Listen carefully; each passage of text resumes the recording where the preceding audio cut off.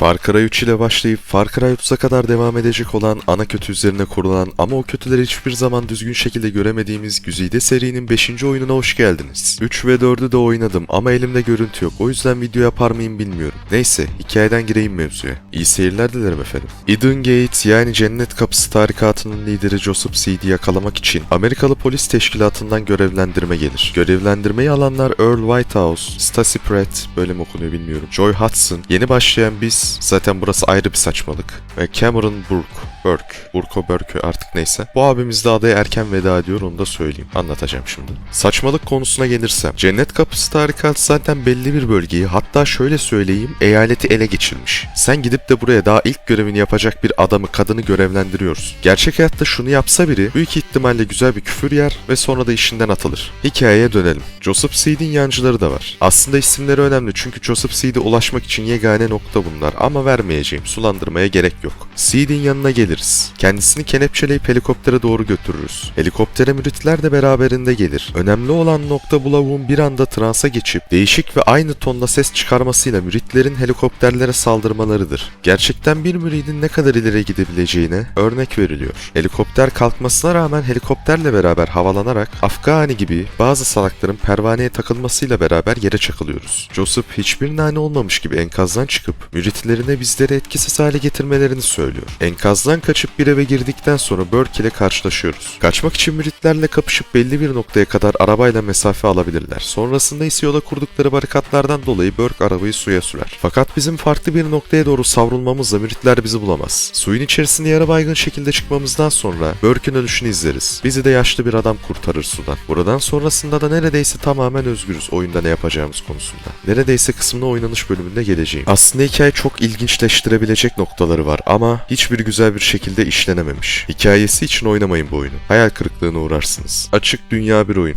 Bölüm dizaynından çok harita dizaynı, daha doğrusu dünya dizaynı önem arz ediyor. Her yer birbirine benzese bile oynanışı güzel bir şekilde empoze edersen dünyanın içine, o zaman farklı alanlar yaratmana gerek kalmaz, ama alan yaratma işine girmek bence daha basit bir yol. Diğeri birazcık fazla zor bir kısım olabilir. Far Cry'da gezdiğiniz her yer aynı hissettiriyor. Hatta hissettirmeyi bıraktım, aynı. Hani ormanlık alanda oynuyoruz, tamam da oğlum sonuçta oyun ya. Hani biraz da keskin geçişler yapabilirsin toprak parçaları arasında, ama yok. Pek beğendiğim bir kısım değil. Atmosfere girmiyorum bile. Zaten aynı yerde 10-15 saat geçiriyorsunuz. Enstrümantal ve çoğu da sinematik olan soundtrack'i mevcut oyunun. Sizi ruha sokabiliyor mu? Evet diyebilirim. Bası da alttan alta verince ve gerici bir beat de kulağınıza gelince aksiyondaki gerilimi hissedebiliyorsunuz. Tek eksik gerçekte girebileceğiniz bir şeyin olmaması. Yani oynanış sizi çok fazla oyuna sokamıyor. Böylelikle de müziği dinleyip sadece güzelmiş diyebiliyorsunuz. Oyunun yaptığı en iyi şeylerden biri bu olabilir. Şu oyunu 2-3 belki de 5 sene sonra oynasanız bile gözünüze güzel gelebilir, fakat tümüne bakarsak doku kalitesi biraz yaşlanmış. Hafif pikselleşmeler de cabası. Onun dışında gerçekten söylüyorum en başarılı olduğu kısım bile olabilir. Optimizasyon olarak aynı şeyi söyleyemeyeceğim. Şu açık dünya oyunlarında lütfen bak, lütfen diyorum, 500 metre ilerideki ağacın dalındaki tırtılı renderlama bana lütfen. Şunu yapmayı bırakıp güzel bir illüzyonla da oyuncuya ilerideki objeleri de renderliyormuş gibi göstermek zor. Ama yaparsan senden iyisi olmaz. Yani emek verirsen kesinlikle karşılığını alabileceğin bir nokta burası. Yani örnek olarak söylüyorum, 100 metreyi renderla. Hani kolay olsun diye bu kadar değer verdim. Diğer tarafı da hafif pikselleştir ya da yüksekliğe ve görüş açısına bağlı olarak bazı yerleri direkt renderlamayabilirsin. Daha iyi bir şekilde yaparsınız diye düşünüyorum. Benden daha fazla teknik bilginizin olduğunu düşünüyorum. Sonuçta Ubisoft'ta çalışıyorsunuz. Bir zahmet olsun.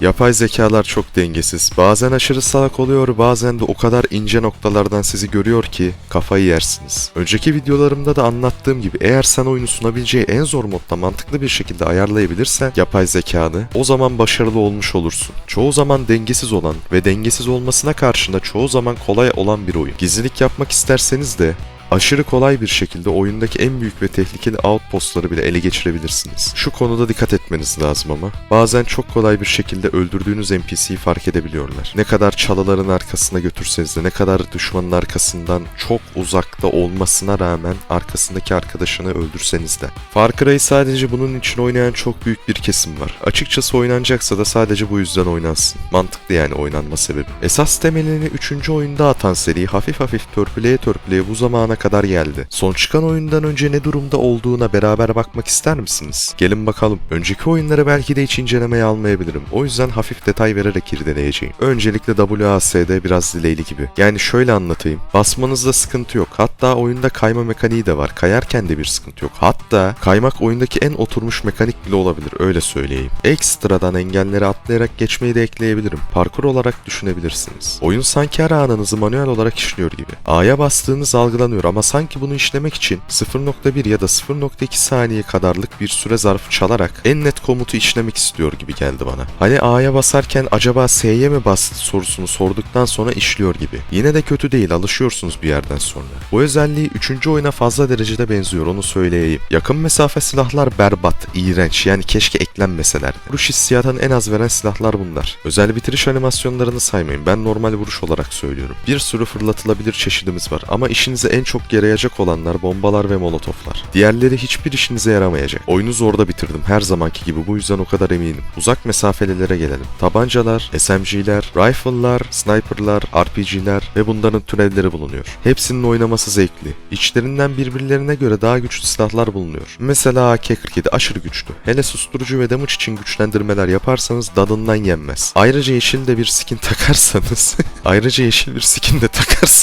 o kısım biraz saçma ama gene de güzel, biraz çeşitlenmiş oluyor silahlar ne de olsa. Esasında gelmek istediğim nokta, evet her birinin oynanışı çoğu yerde farklılaşıyor ama vuruş hissiyatı nasıl? Silah animasyonları hissiyatı verebiliyor ama düşmanların animasyonları bazen sanki tezek çuvalına vurmuşsunuz da düşüyormuş gibi hissettiriyor. Büyük ihtimalle merminin algılanacağı hitboxlar o kadar geniş ayarlanmış ki nereden geldiği belli olmayabiliyor bazen mermilerin. O yüzden de böyle salak bir animasyona giriyor adamlar. Çok yaşanmıyor ama yaşandığında da bütün illüzyon yok oluyor ve gülme tutuyor sizi. Sonrasında da tekrardan moda girebilmek için biraz fazla uğraş veriyorsunuz. Silahların sprey paterni bulunmuyor. Aşağıya doğru ateş etmeye başlarsanız çoğu mermi tutacaktır. Belki de vardır, ben artık otomatik sprey de atıyor olabilirim. Bilmiyorum, çok da önemli değil. Tek tek atarsanız ya da burst, yani 3-4 mermi sıkıp bekleyip tekrardan sıkmak anlamına geliyor burst dediğim. Çok rahat bir şekilde düşmanları öldürebilirsiniz. Onun dışında da farklı bir şey söyleyemeyeceğim. Genel olarak oyunda nasıl ilerleyebiliyoruz diye bakarsak outpostlarımız var. Bunları ele geçirerek ekstradan XP, mağaza açabiliyoruz. Hatta beleşe medkit bile bulabiliyoruz ele geçirdiğimiz outpostlardan. Unutmadan söyleyeyim, XP'lerle ana hikayede ilerlememiz için gereken resistance pointleri topluyoruz. Daha doğrusu resistant pointler XP'lerle ölçülüyor. Mesela yan boss'a ulaşmak için 13.000 XP mi gerekiyor?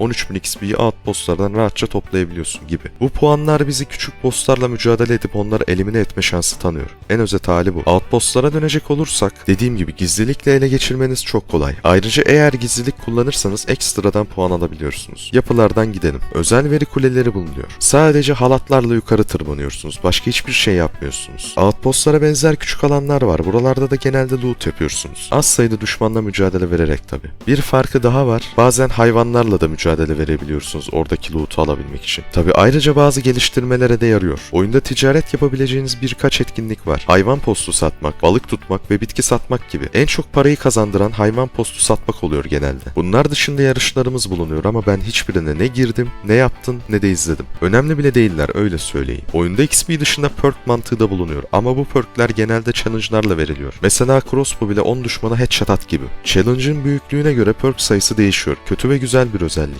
Yani perkleri ekstra bir şey yapmadan normal olarak da kolay bir şekilde elde etmemiz lazımdı. Suyunu çok çıkarmadan tabii ki. Bunları da belli bir XP'den sonra perk vererek yapması daha mantıklıydı. Vasıtalar berbat diyebilirim. Aşırı kalas. Tamam, senden kimse bir Need for Speed olmanı istemiyor ama bu kadar da ilkokul projesi olma. Gazı kökle dön ya da döneme. Olay bu. Onda bile bir kararsızlık var. Hakkını vermem gereken bir nokta var. Arabanın içinden ateş açmak çok güzel ve bayağı eğlenceli. Far Cry oyunlarında sevdiğim bir mekanik. Su üzerindeki botların hareketleri rahat ama sıkıcı. Helikopterlerin bir sürü çeşidi var. $7.200 özel olanı alırsanız mermisinden füzesine full paket kullanabiliyorsunuz. Aşırı OP ve çoğu yere onunla giderseniz oyunu daha hızlı bir şekilde bitirebilirsiniz. Haberiniz olsun. Görev yapıları kötü ama klasik Far Cry diyebilirim. Far Cry 3 dışında. Geneli bu alanı savun, şu alanı kurtar gibi görevler. Yani outpost koruyup outpost ele geçiriyoruz. Farklı olanlarda da genelde bir kere karşılaşıyoruz. Onunla da mesela uçak nasıl sürülür diye mini oyun şeklinde sunuluyor. Hani farklı görevler görmek isterdim. Uçakla ilgili bir tane daha görev var ve oyundaki en eğlenceli görev benim için. Ama spoiler'a giriyor. Oynamak isterseniz diye çok girmiyorum o konuya. Görüntülerini koyacağım. Bakmak isterseniz bakabilirsiniz efendim. Ne pozitif ne negatif bakıyorum. Ama bazı istediğim şeyleri göremeyince üzülüyorum. Oynamak istiyorsanız çok yüksek yüksek umutlarla girmeyin. En basitinden hikaye konusunun ilgi çekici olması ama anlatımının çok kötü olmasını örnek verebilirim. 3. ve 4. oyunları inceler miyim bilemiyorum ama yine de yapma ihtimalim var. Beklemede kalınız efendim. İzlediğiniz için teşekkür ederim. İyi günler dilerim.